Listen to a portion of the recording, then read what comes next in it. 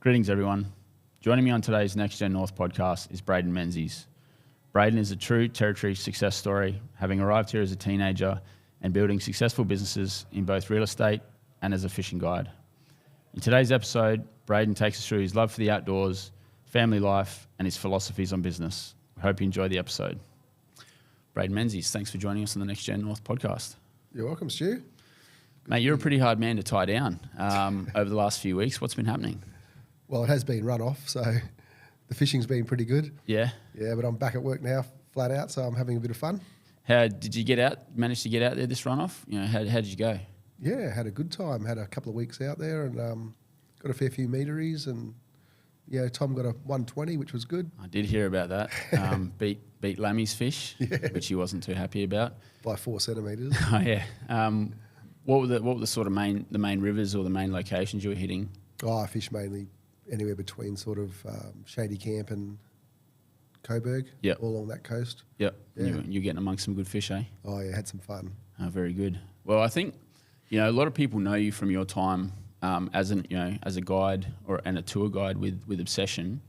Probably now more recently, obviously you've been in the real estate game, but I'd like to get your story before that. I understand you're not a born and bred Territorian, but you've been here for a hell of a long time now.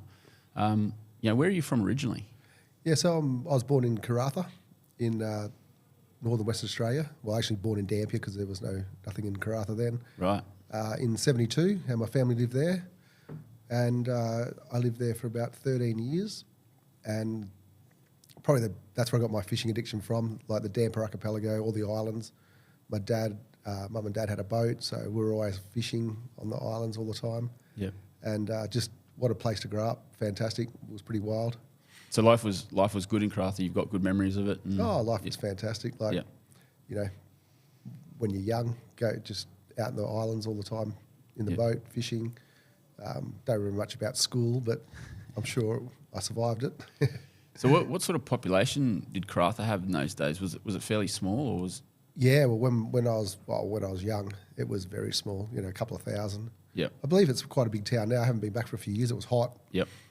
But yeah, great place to grow. I think anywhere growing up in the, small communities, not a city, to me was fun.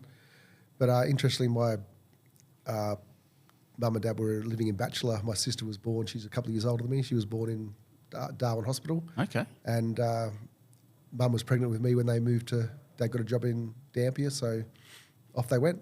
Right. So you sort of always had a bit of a family connection to the territory and I guess the top end before you returned. Yeah, absolutely. I got a couple of auntie and uncles up here. Yeah, nice. So yeah, my parents lived here.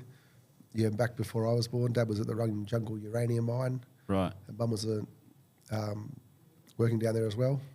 So was it your old man's work? Is that sort of what made you move back to Darwin, or or move from Karratha in the first place? Yeah, actually, when I left Karratha, Dad got a new job over in a place called Maitland, New South Wales. Right. So they dragged me kicking and screaming from there. And I wasn't overly fond of that place. So as soon as I was old enough, actually just turned 17, jumped on a prawn trawler, left school. I started year 11, but wasn't doing very well. Didn't enjoy it. Well, I liked the social and party life of it. Sure. But the schoolwork wasn't for me, so jumped on a prawn trawler, did a couple of months, ended up at Evans Head, and just from there caught a bus straight to Darwin. Right. So what year did you actually arrive in Darwin? Yeah, asking me years is not a good thing, mate. I don't know. I was probably about... What decade? Yeah, probably about nearly 18, I reckon, when I got here. Okay. But I'd been here twice before. My dad brought me up to visit my cousin and my family, and he'd brought me up here twice before and took barra fishing and all that. So I was just, that's the thing I got to do. So I was always going to come here. Right. So could you do barra fishing in Karratha, or was it a different type of No, it was mainly blue water stuff, right. Reef fishing and pelagics. Yeah. So coming to Darwin and getting that taste of the barra early, you had to sort of come back for that, was it? Yeah, absolutely. Like all I wanted to do when I was from 12 years old was be a fishing guide. That was always my dream. And I went to the Sydney boat show, and I ran into the guys that used to run the Barra base, and then all I wanted to do was work at the Barra base. So interestingly, I went to overseas for a few years, and while I was there, I wrote to the guy that ran the Barra base for a couple of years, and I was in Iceland working at a fish factory, and finally got a reply. I said, yeah, you can come and have a job. So Wow. I was just turned 18. So I jumped on a plane and back to Darwin and off to the Barra base to become a fishing guide. So was the Barra base at the Tiwis? Is that where it was in those days? On Bathurst Island. Yeah, Yep. yeah. And what was that like early on? Oh, heaven. Yeah. Like tropical paradise. It was beautiful. Look, the fishing was probably equal to what it is now. Yep. Yeah, it was good fun having clients, going fishing every day with all my mates that were guides. Yep. There were a lot of them still hanging around Darwin, Yeah, right. still fishing. Yeah. It's just like, because the Tiwis is relatively unscathed, isn't it? Like there's probably no professionals around. Is there professionals around that sort of area? Not so much anymore. Yep. But it's pristine. Yeah. It's beautiful. And where it's you wanna be. Fishy. Yeah. And I heard that when you arrived, you were living at Mandorah for a while. Is that true?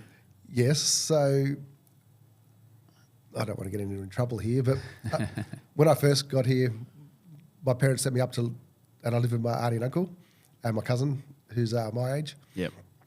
Anyway, so for board, he's a really good hard worker, and he had a mango farm, and he said, "Righto, well, we've got to work." So I had to plant mangoes and do that. I reckon I lasted about a week. Yep. And I don't know if anyone's worked with mangoes, but there's all this acid on your hands and Sap burn. yeah, Yeah. and I'm just like, nah, I don't really like this sort of stuff. So I sort of moved out, Right. and went and lived on the wharf because that's where my cousin used to go fishing all the time with his mates. Yep. So I stayed over there. I think I was there for about 3 weeks straight. Yep. That was pretty good. I was swapping fish for food at the Mandorah pub. Yep. And just sleeping on the little hoochie, whatever they have there, that when you wait for the ferry. Yep. Wow. Yeah, catching fish. And you managed to survive for a few weeks, and then what happened post? Was there a gentleman? Yeah, I met Scotty. Yeah. And he was fishing over there all the time. And he said, come and stay at my place. I said, Right. oh, that sounds good. So I lived with his family for probably the next year or two. Wow. And what did you do? Did you work for him, or sort of what was the arrangement there? Yeah, so I think as soon as I turned 18, I got a job at the casino, and I worked at the in Lorikeet Lounge. Yep. And I was a waiter there, and so I got a job probably doing that for about a year while I was living with his family. Yep. And did that sort of bridge the time between becoming a tour guide and a fishing guide? Sort of what sort of? So I think I did about a year there, and then I decided, I want to go have a look around a bit more. So I bought myself a combi. Yep. And I spent 8 months driving to Perth. Right. Yeah. Yeah, so I had some pretty good memories of that trip. I've always sort of not liked working by the clock or having a boss. Sure. So my idea of work was, I remember at a Kununurra, just going down to Ivanhoe Crossing, and in the morning I'd catch my 10 barra, which was the bag limit. Yep. And that was good. There was heaps there, and they were all about 60. So I used to put them in the esky, gill and gut them, and then I'd take them into town and sell them out of the back of my combi for $20 each. So Entrepreneurial spirit sort of started there. So I'd make, $200 for the morning. I'd be home by 9 o'clock, sitting around. Well, home was my combi parked at Ivanhoe Crossing. Yeah. Anyway, I remember there was an election one time, so I was down at the car park and I was selling a fair few barra. Anyway, the next day the ranger came down. He goes, "Someone in town's selling barramundi. Would you know who that is?" I said, "I don't know, but if I ever find him, I'll let him know you know." So, I guess fishing was just a natural progression for you to jump into business. Was it something that had a commercial aspect to it? You was like, "Oh, I love this so much, but I can turn $1 from it as well," or was it just a passion, or was it more of a commercial decision? Sort of what drove getting into fishing, like as a profession? The plain answer to that is I just wanted a four-wheel drive and a boat. Right. Yeah, and that was a way I could sort of afford one. Yeah. Yeah, I just wanted a nice boat and a nice car. Yeah. And when you got into professional fishing, Was it everything you were hoping it was going to be? Yeah, it was hard work. Yeah. Like, up at 4, pick up at 5, Yeah. back home at 5, clean the gear. But yeah, no, it was fun. I think it's the same as the job I'm in now, real estate. You just need to like people. Yeah. You need to like chatting to people, listening to their stories, learning. If you don't like people, it's a pretty hard job to sit in a boat all day with. Sure. with people. Because I can imagine, there'd be some long days there where you weren't catching anything, and the clients must have been a bit aggro. Was that common with you, or? Well, back in the day, I think the barra fishing was a bit easier. Right. So there wasn't that many days. There's the odd one where you wouldn't catch many, but I used to do barbecue barra lunches, and it was very rare not to. Yeah, right. Not to have lunch. There was enough fish around. Yeah, it was. It was pretty good. Yeah. And what were your main clientele that came? Were they Southerners? Were they sort of folks from the territory that just wanted to catch a barra? Yeah, mostly. Probably 80% were Southerners on holidays. Yeah. And then you'd get your locals that didn't have a boat and thought, it's nice and easy to have a guide and Yeah. take out. So. And were you taking the punters to to your favourite spots, or did you sort of keep those a little bit more hidden? Mate, I just used the punters to explore everywhere. Yeah. So I think that's how I did quite well. I just kept going further. Wonder what's around that corner. Yep. Wonder what's over there. Yeah. So that for me, it was fun. They were just paying me to take them. I was just taking myself fishing, and they could wind them in. It was exploring. Yeah. I was just exploring. Yeah. And did you work in tandem with other guides? Or was that a bit more of a competitive thing? Where, say, you've had a good session somewhere, and and other guides had a bit of a rough day. Did you share information like that across guides to try and help each other? Well, mostly in the early days at Shady Camp when the fishing was really good, I was on a mothership at the front on my own, so I didn't have to have that problem. And then during the dry season, we're just all in Corroboree, so everyone just putted around there. Yeah. But in those days in Corroboree, average day was 20 to 30 legal size fish. Wow. So it was good fishing there. Yeah. But Shady Camp in the early days was definitely spectacular. Yeah. So were you mainly taking them out the front, in Sampan Creek, the mouth of Tommy Cut, those sorts of places, or did you sort of work higher up the river? No, I started in the early days at where everyone else was fishing, the S-bends and trolling. A bit of both. But Yep. it was rare to go past the S-bends back in those days. And then we discovered Tommy Cut and all the barrages up there. Yeah. And then as more people came, you just sort of went further. And then I'd sort of hike along the coast, and then one day I went up to Point Stuart. I wonder what's around there. Yep. Then I went further, and then found the Wildman. I didn't know it was the Wildman when I found it. Then the creek's near there, and then so I just kept each year. I sort of just kept spreading out and going further and further. And did you find that as the boats got more powerful, they got bigger, the engines got bigger, you could cover more ground much easier? Probably not really. I was just because I had a mothership at the mouth for years. It was just. It wasn't. Nothing was that far, Yeah, right. 40 k's here, 40 k's there. Yeah. I always had, just 100 horses. I used to like having a lot of fuel though, so I could keep exploring. Yeah. So like you'd save the weight for the fuel, so you could sort of cover more ground. Yeah, that's it. Yep. Yeah. And do you have any sort of memorable trips? Actually out on the water with punters, or is it more the more memorable trips are the ones that you've taken your family out on and that sort of thing? Like, did you have just crazy sessions where it was just meter sort of thing? Absolutely. I've got lots of those. But, I think my best day ever with a few clients was we got 16 over a metre. And back in those days, they weren't like 102, 103. I think 14 of them were over 120. Wow. Anyway, I had 4 clients and they all caught one over 130 within an hour, right on the high. And I said, oh, man, I've never caught a 130. They said, you got 3 casts because they'd all caught one. I said, oh, you beauty. First cast, I got a 134. And they said, oh, well done, And I said, hang on, I've got 2 more casts yet. Second cast, I got a hit. Third cast, I got a 130. Wow. So just like lifetime fish. Days you dream of, I haven't seen those big schools of barra for a long time. Is that because of fishing pressure, do you think? 100%. Has to be. Like I used to go in there, turn the sounder off, tie up to a tree. If you cast on the other side of the river, ping it off, get it later. Yeah. Now there's things pinging everywhere, sounders. People get a snag, start the motor, or pull up the chain, Yep. go across.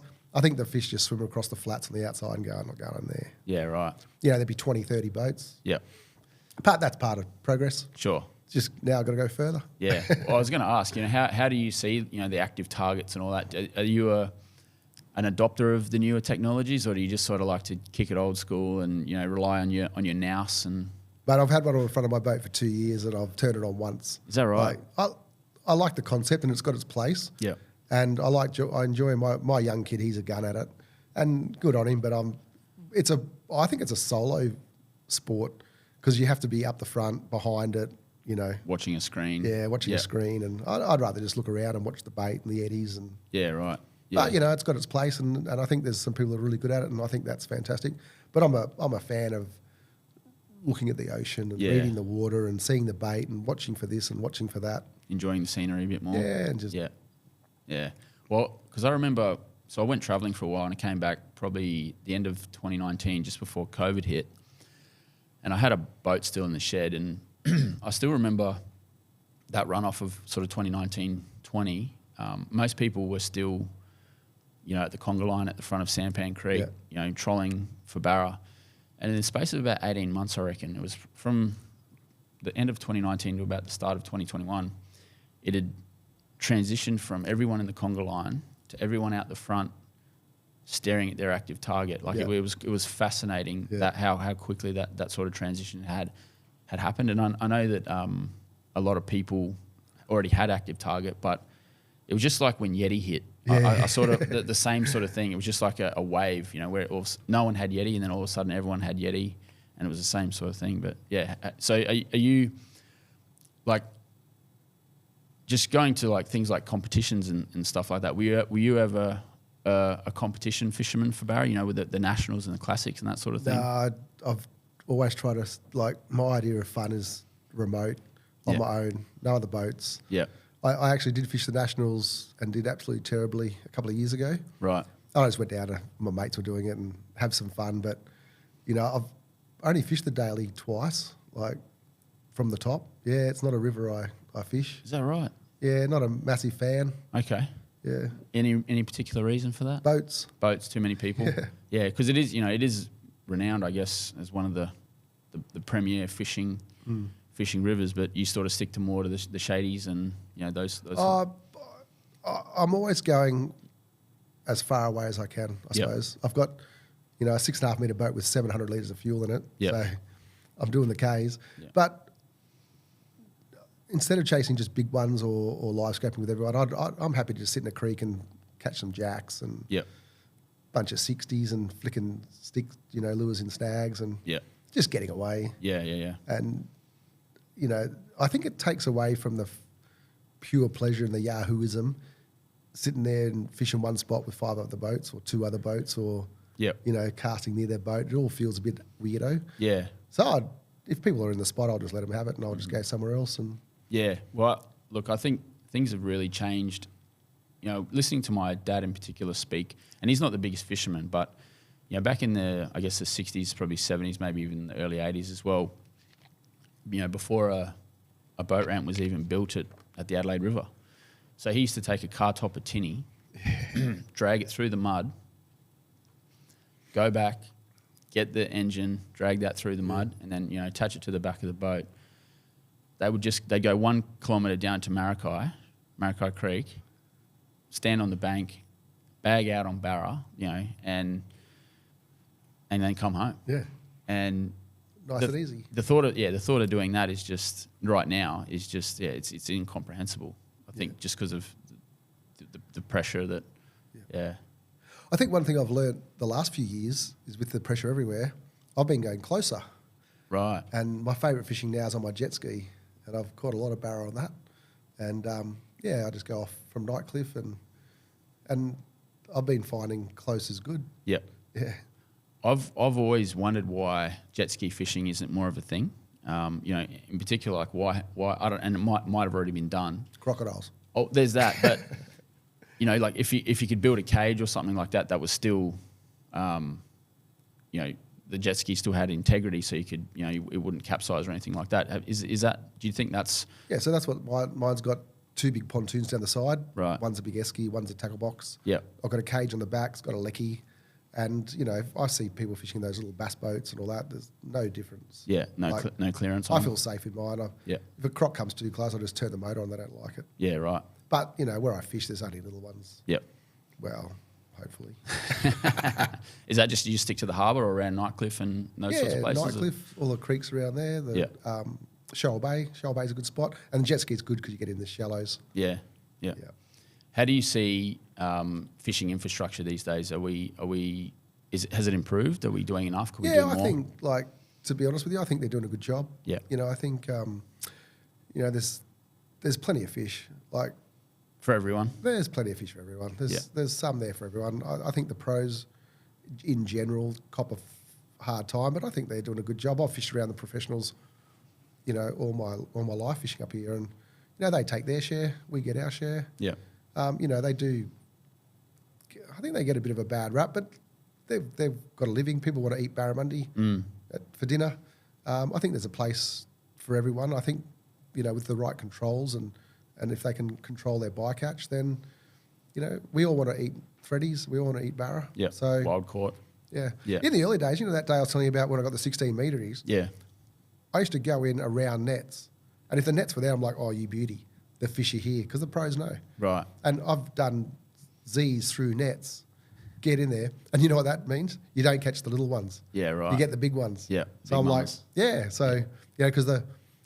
they use the net size to control the size of the fish they catch. They want the 70s to 90s. Sure. And so the 120s were bouncing off, and they're all for us. So is the NT government, are they? Do you think that, in your opinion, managing the pros and the amateurs well enough? Look, the biggest concern for a fisher's point of view at the moment is access. I think, we've got less and less country to fish now. Sure. And now they're squeezing the commercial in with the amateurs, and there's lots of amateurs. Yep. And so we're all getting put in a smaller area. Sure. That's not going to be good for much, really. Yeah. Fish stocks, people's moods. Yeah. So I think access would be great. If we can work out access, that'll make life a lot easier. Well, do you see eventually that there'll be a permitting system in the territory like there is around the rest of Australia? Because I think with the election looming, the CLP have said that they're not going to bring in boat regos and fishing I think it was blood alcohol limits, something like that. Do you see permits as sort of an inevitable progression? Look, personally, I don't mind the permit system. I think, if you want to go to someone's country and fish it, then if there's a small fee involved, then fair enough, Yep.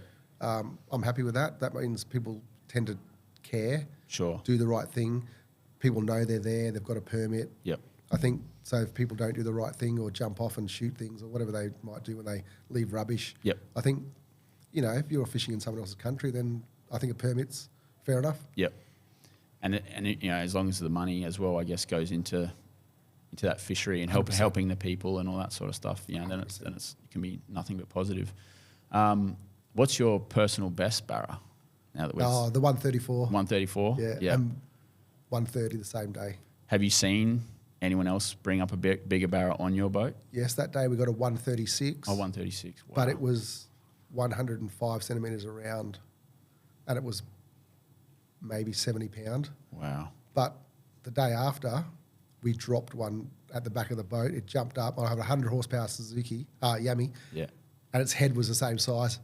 It would have been 80 or 90 pounds, and it was bigger than the one we caught the day before, which was 70. Which is staggering for a wild caught barra now. I haven't seen personally a 130 for, 15 years. Yeah, right. Just for that same reason, there's just too many probably fishers around. Oh, this just doesn't seem to be the numbers of those big ones we used to travel in schools. Right. And, you'd come across one, you'd get 2 or 3 or 4. Yep.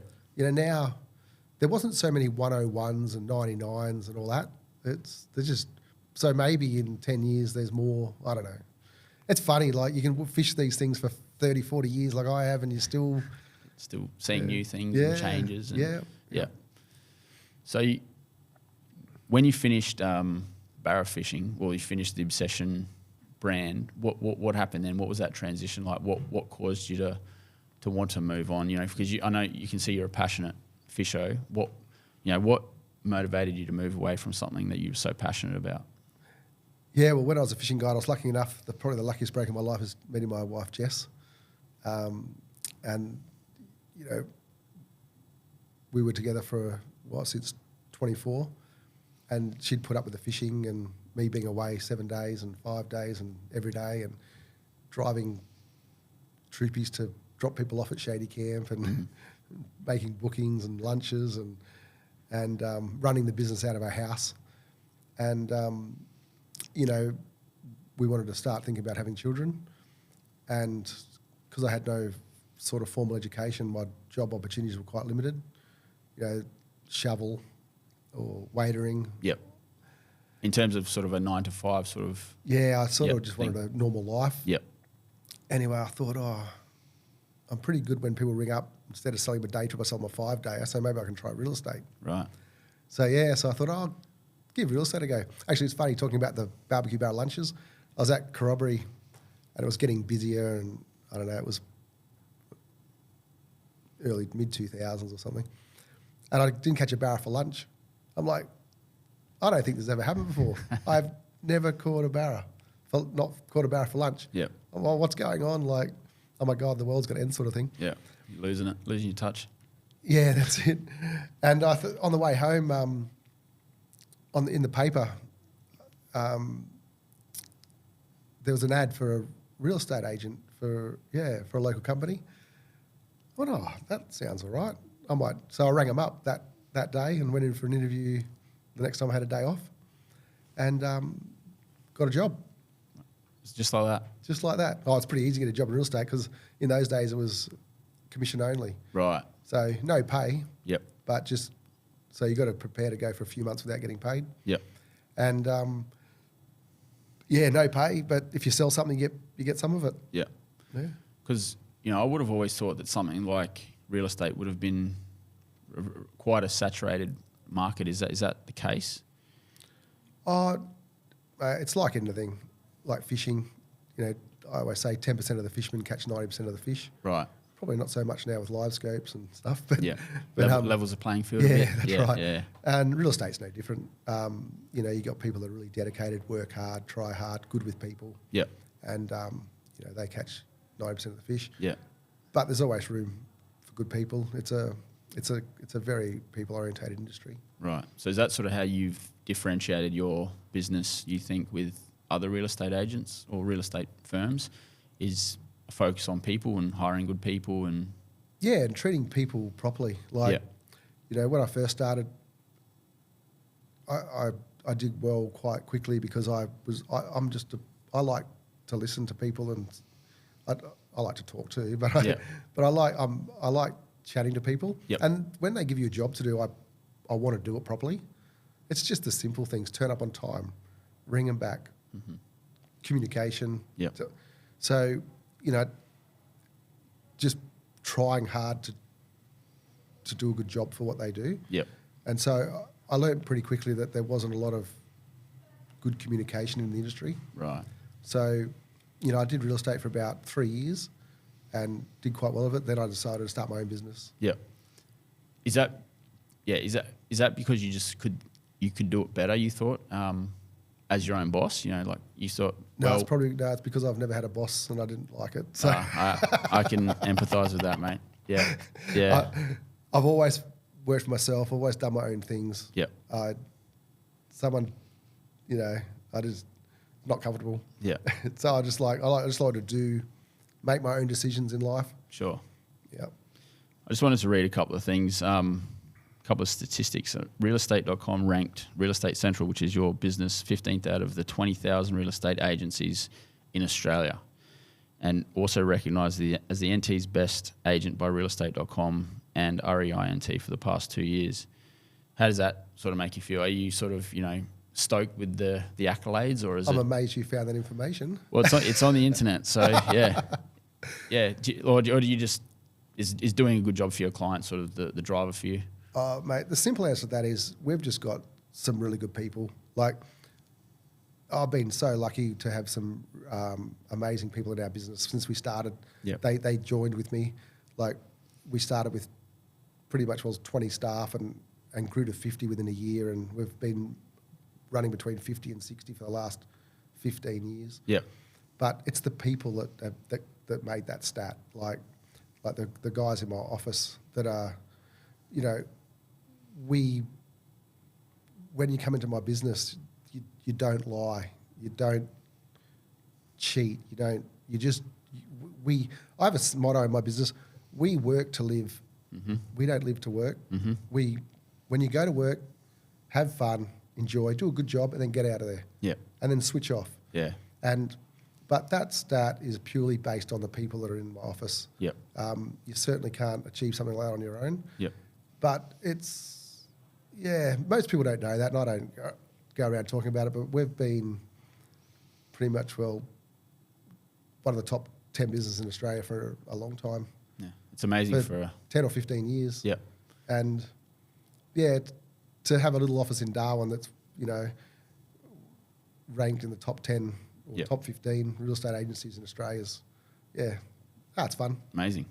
And it sounds like you're promoting good work-life balance. Is that something that you've always striven for? 100%. Like, if you need rest, you need fishing, you need whatever you need. Yeah. But you can't just work all the time. And, you know, you need to like people. You need to, I don't know, you need to have a good partner. Like, without a good partner, nothing goes well. Yeah, agreed. And they need to get looked after, so you need time. Yep. Yeah. How do you see the real estate market at the moment? And I guess maybe not just the territory, but just in Australia. You know, there's talk of a housing crisis, a rental crisis, all this sort of stuff. How you let's start with the territory. How are you sort of seeing things in the territory? Well, I've been quite surprised at the moment, because every day at 10 o'clock I ring 10 of my landlords and just have a chat, introduce myself, see how they're going, see if we're doing a good job. And before I make those calls, my guys I've got a couple of rookies who are doing a really good job at the moment, so I'm training them. But they do all the research on their property, when they bought it, how much they paid. And it's even surprised me that these people have bought in 2010, 11, 12, 13, 10, 14, 15 years ago. Yep. Their property's worth about the same. Right. Like, if not a little bit more or a little bit less. Yep. The top end market's worth a bit more, but the standard investment property is been sitting there. So in 2011, we were the second most expensive capital city in Australia, like just a little bit below Sydney. Is that purchase price or is that rental? Or No, purchase, yeah. Yeah, right. Yep, the average price of a house. The second most expensive, like we were just behind Sydney. That was just after the Impex boom. Yep. And I thought, we're going to get Sydney soon. We haven't moved. We've done a little bit up, a little bit down, but now we're the cheapest in Australia by miles. Right. So our returns are high. So most people are getting 8, 7, 8, 9%. I'm thinking it's coming for us very soon. You think so? Yeah, I think we are cheap. We are got high rents. Yep. We've got industry coming. I think that a lot of our people, there'll be a bit of a price hike coming in the coming, I'd say, 1 or 2 years. We're always a bit behind Sydney, Melbourne, capital cities, and they've been going nuts the last couple of years. Yep. Even with interest rate hikes. Amazing. So you think, I always used to look at sort of South Australia, Adelaide in particular, Tasmania. They were sort of always fairly stagnant markets, and now it seems like they've gone kaboom. Yeah. But the territory seems to have missed out somewhat. So you're thinking that maybe that southern investment money, is it southern investment or is it local? What where is that weight of money going to come from? Mostly it's been local. During the Impex boom, there was all investors. Yep. And the odd home buyer. Yep. But first home buyers, there was grants and everything. But there's not been a lot of investors around lately. So I think, I can see also a supply and demand issue coming up. Sure. We've got the uni in the city. Nothing's being built. There's been no cranes building apartments for 7, 10 years. We've got gas coming. There's defence. Yeah. And no new buildings. There's new suburbs, obviously, but it's personally, I can see the perfect storm coming. Right. Lack of lack of supply, rents will go up, prices will have to follow. Yeah, just a logical sort of progression. Because you would have seen that Master Builders report. I think it was, what did we build? 270 residential homes or something in the last year. Like it's down 55% year on year or something like that. Yeah, no, I might have been fishing that day. Oh, right. You didn't see that one, but anyway. It's looking grim, for supply and what you're talking about. Yeah. So you think that's like going to turn into a perfect storm where, if people are worried now about covering costs, rising cost of living, interest rates, that sort of thing, just stand pat and hopefully in the next few years we'll start to see some of that capital growth. It pretty much all has to happen if economics follow the law of that. Yep. It's coming. Put it scientifically. Yeah, that's right. It just makes sense, doesn't it? Really. Sure. We haven't property prices. When you read about it's supposed to double every 10 years. Right. Not go back 10%. Yep. Which says our time has come. Yep. One of the things too I'd encourage people to do is what amazes me about things like real estate and the stock market. People buy when it's good. Sure. Oh, no, I'm not buying now. The market's bad. Man, please. When it's bad, buy. Because when it's good, you're paying more. Yep. It's the same in the stock market. When the stock's going nuts or crypto or whatever, Yep. when it's going nuts, everyone buys it and then it doesn't go nuts anymore. So I have a saying, buy them when you hate them, sell them when you love them. Yeah. Whether that's real estate, shares. Doesn't just matter. If it's down and no one's buying, that's the time. Yeah. You get more negotiation. You get more time. Mm-hmm. When it's hot, you miss out. Yeah. There's no negotiation. You're paying more. So I think opposite the market. Yep. Buy them when you hate them. When everyone's hating it, that's when you buy. Right. When everyone's loving it and you want to get out, that's it. There you go. That's gold right there for our audience at home.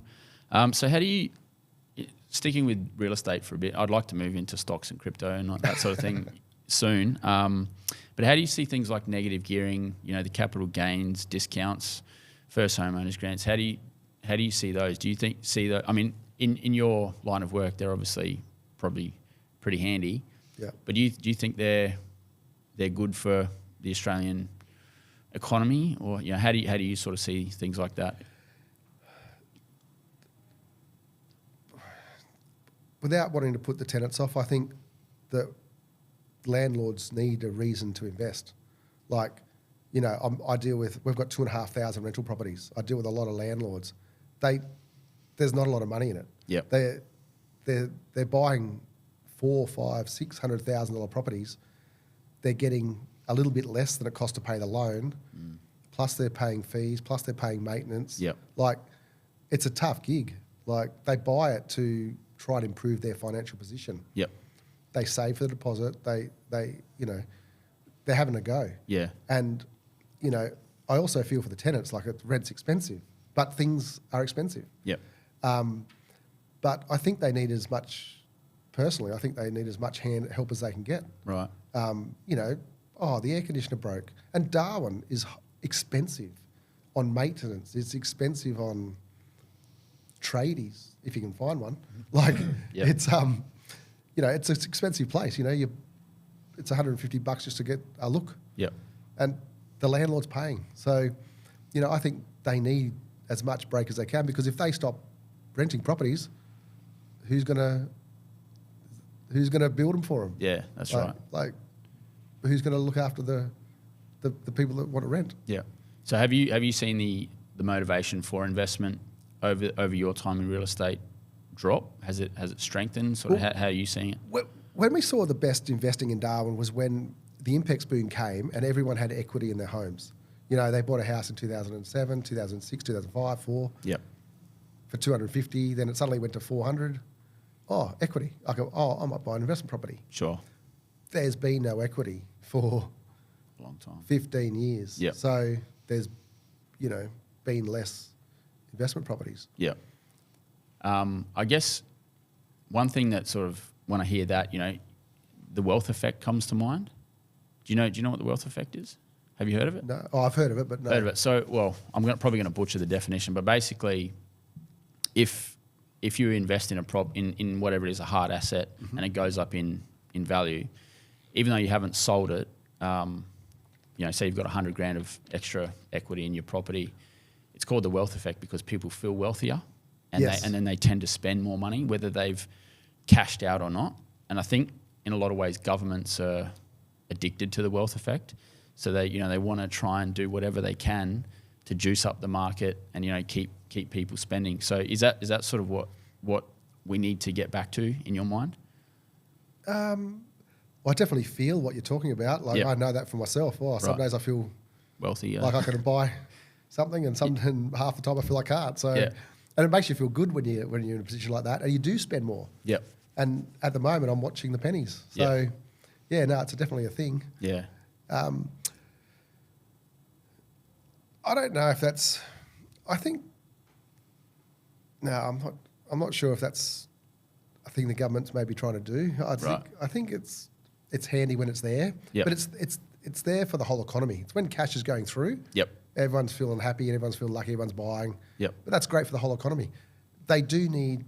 I can see why they do stimulus because when everyone's spending, it just goes round and round and round. Yep. They've got to keep everything in the territory though. I think that's another reason our business has been quite good because we're locally owned, operated. And I think it's good. All the money stays here. Yep. I think the more we can do that, the more beneficial it is for us, for everyone here. Yep. Moving on to things like crypto and stocks and that sort of thing. I've heard you're a bit of a gun investor. Do you have any tips for the people at home? Buy them when you hate them, sell them when you love them. There's no ASX codes or anything that you want to share with us? My favourite at the moment is IND on the stock exchange. I think that's going to have a good run. What's that one? Industrial Minerals is out of Perth. Yep. I really enjoy the stock market. I've probably got into that about 6 or 7 years ago. I just like reading and self-help, and I thought I'd learn about that. What I've learned about the stock market is, especially, there's thousands of codes you can buy but you've got to choose the people. Right. Like, you've got to choose the owner, the director, the person in charge of making that thing do something. Yep. Like, there are way too many lifestyle directors where they've got a company, they might have found a big fat asset of something, and they just sit it there with no intention of ever actually digging it up, and they raise money, dilute shares. It's like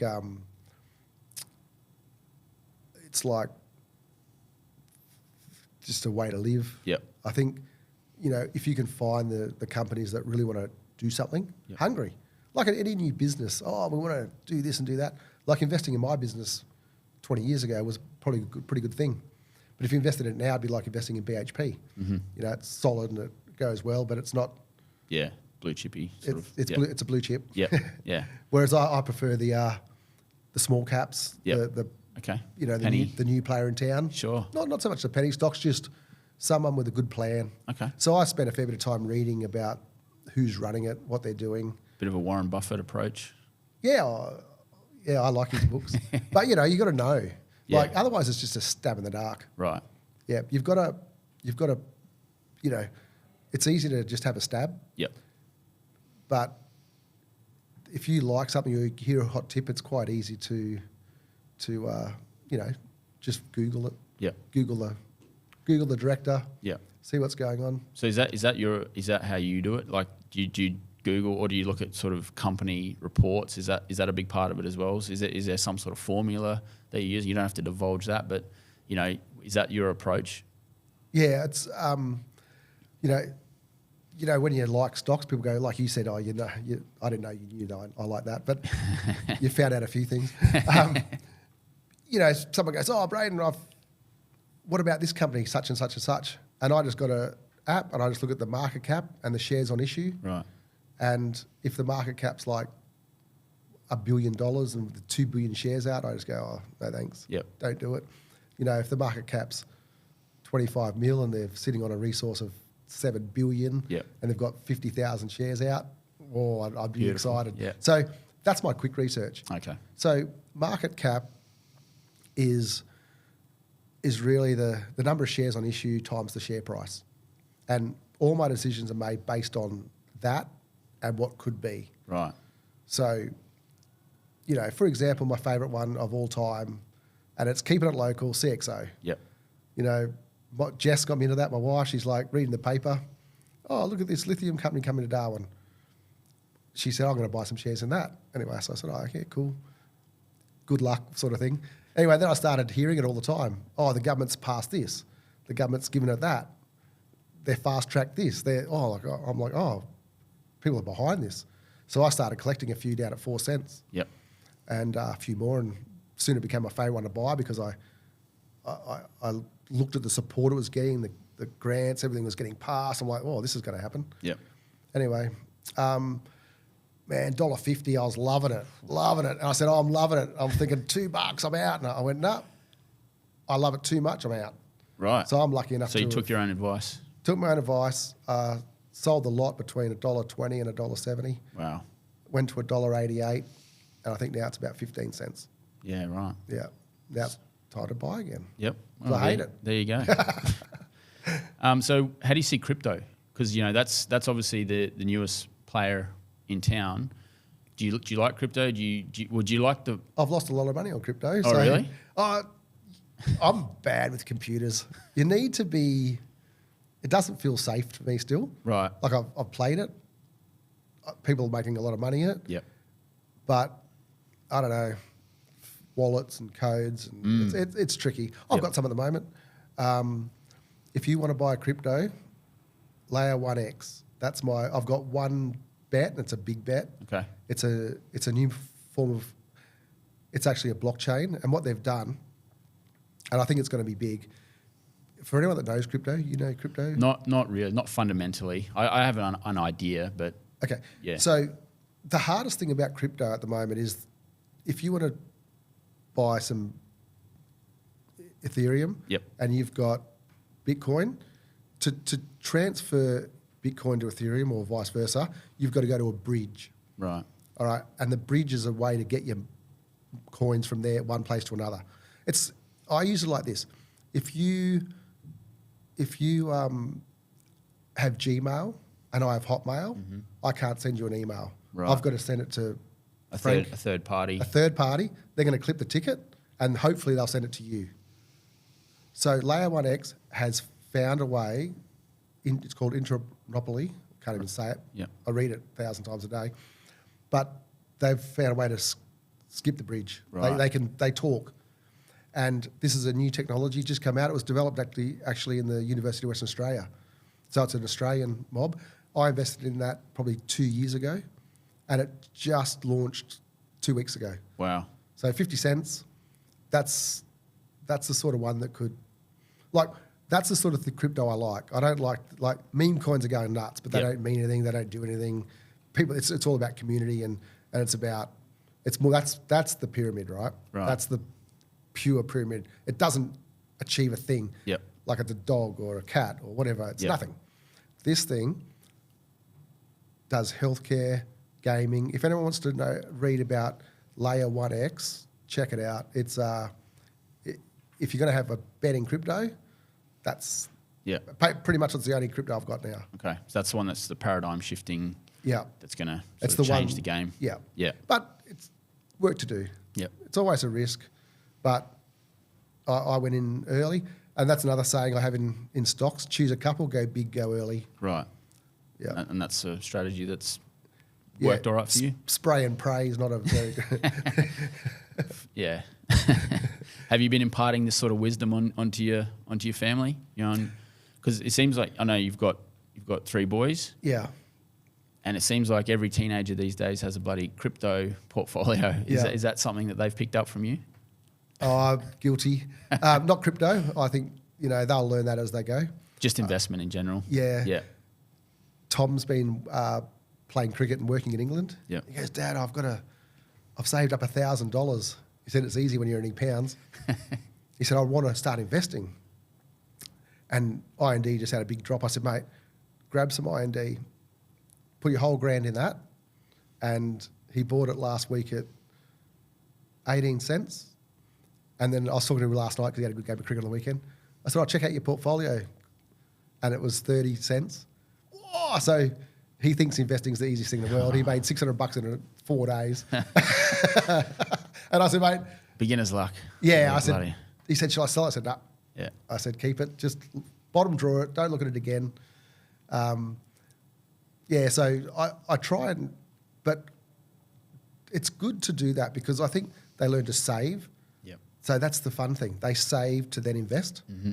So I'm a big fan of a third. Okay.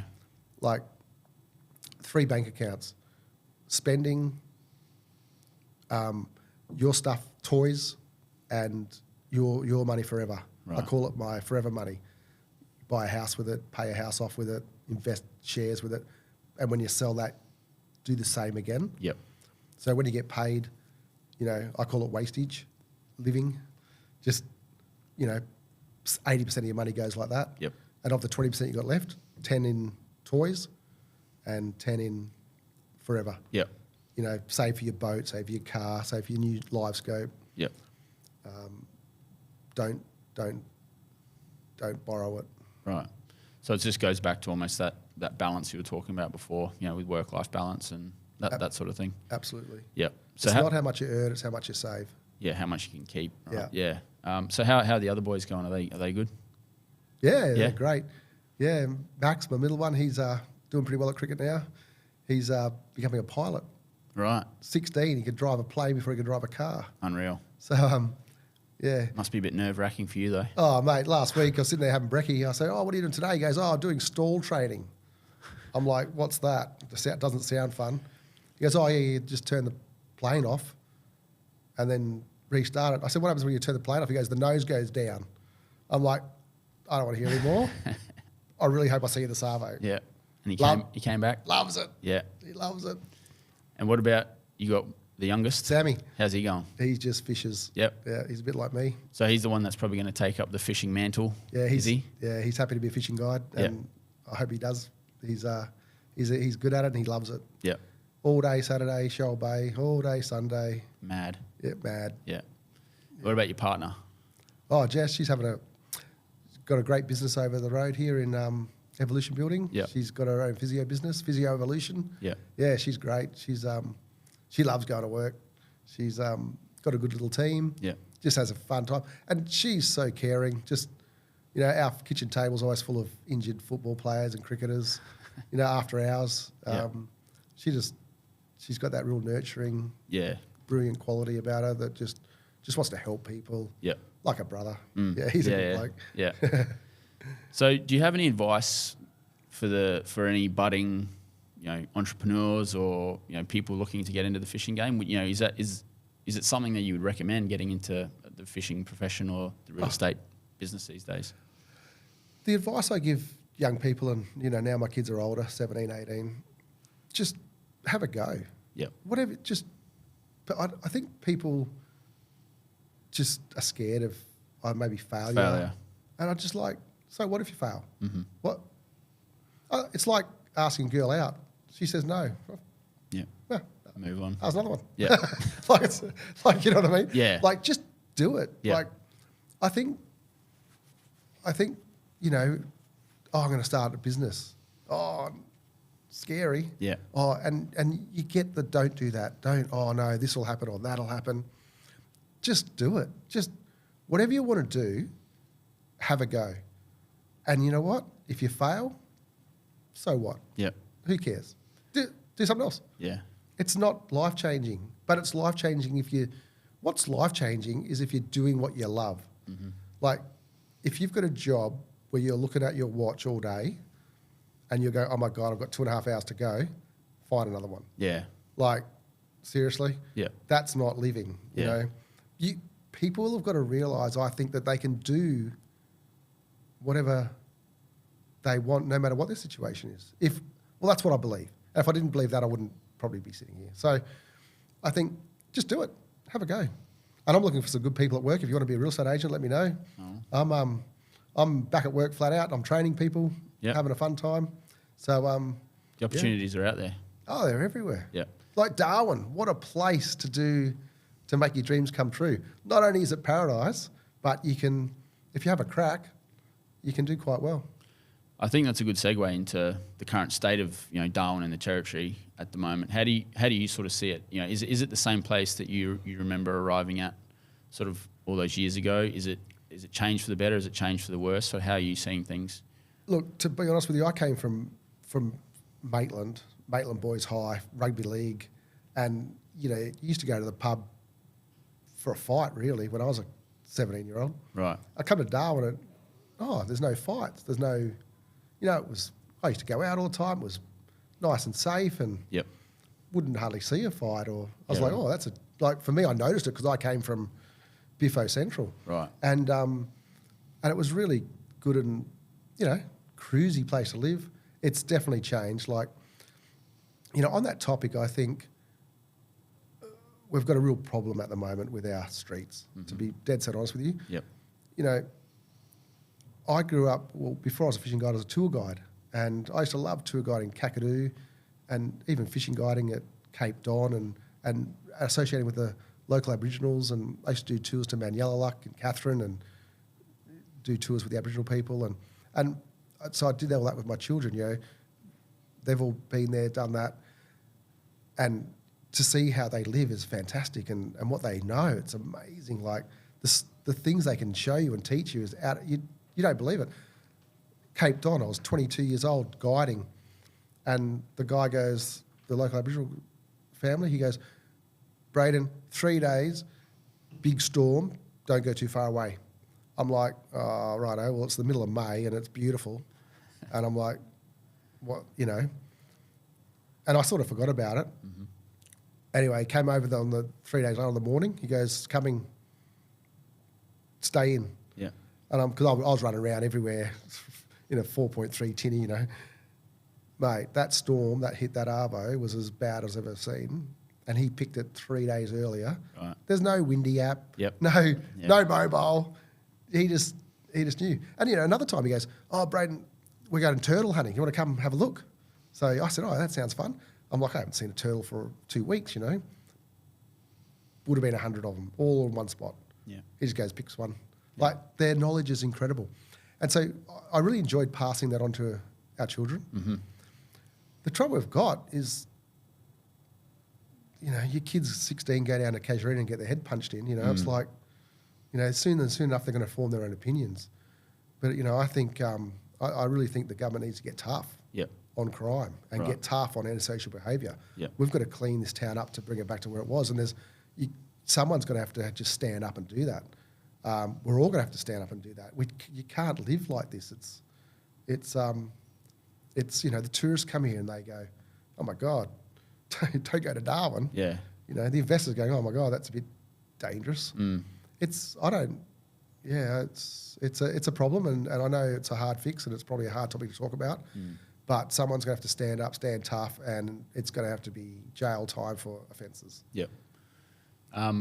Election in August. Have you sort of listened to any of the party's policies or anything like that? Do you think a change of government might do the things that you're talking about, or do you have faith in the political system at the moment? It's like anything, mate.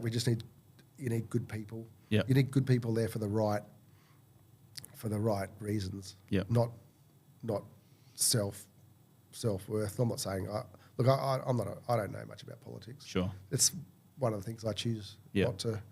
I just know that it's a hard job, and I feel for the people that do it, and the Yep. ones that do it do their best. Mm-hmm. They cop a lot of flack, and I'd never do it. Yeah, but it's a dirty business. It's hard, and you never can please everyone, and they cop a lot. They sacrifice a lot for their families, and tough gig. Tough gig. It's tough. But whoever does it next, please just build another jail. Just if you're naughty, chuck them in. That's how society works. Yeah. Like, that's how anything works. That's how my children learn. That's how people at my work learn. If you're naughty, you're in trouble. Yeah. Or you just keep being naughty. Yeah, it's got to be ramifications. Got to be ramifications. And I think if there's ramifications, it'll take a while, but the message will get through. Sure. But do you have hope for the Territory? We'll leave with this question. Do you have hope for the Territory, improving in that regard, whether it's economically, socially, culturally? Territory is the best place on the planet. Yeah. It's paradise. It's awesome. We're free. There's not as many rules. There's not as many people. Yeah. Everyone's generally gets along. It's brilliant. It's the land of opportunity. Yeah. There's so much opportunity up here. And you still see it being that way as a land of opportunity? 100%. Yeah. You can do and achieve, I think, whatever you want in the territory. You're not a number, you're a person. Sure. Like in a big city, you're just a person. You deal with friendly people. You don't get ripped off. Like if you're nice to them, they're nice to you. Yeah. I I just think it's a great place, and I hope my kids stay here. I just think it's just a marvellous place. Yeah. Oh, well, I concur. And on that note, we'll leave there if that's all good. Thanks, Sherry. Thanks, Braden. Appreciate you coming in, mate. Cheers. Cheers. Thanks, everyone.